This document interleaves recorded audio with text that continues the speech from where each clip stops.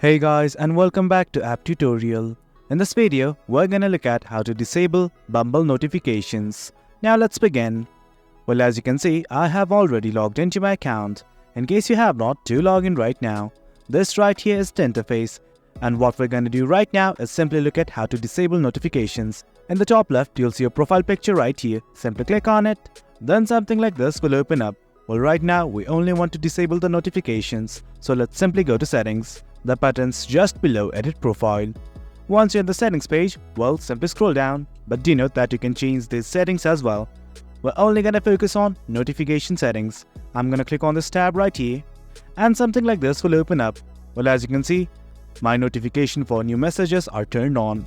Simply disable the notifications you want to turn off. I'm going to turn some of them off. Like as you can see, I just turned off for new messages, new admirers, new matches and everything. And guys, that's it. That's how you disable notifications on Bumble PC. It's as easy as that. Hope you guys found this video informative, and for more content like this, do remember to hit like, share and subscribe.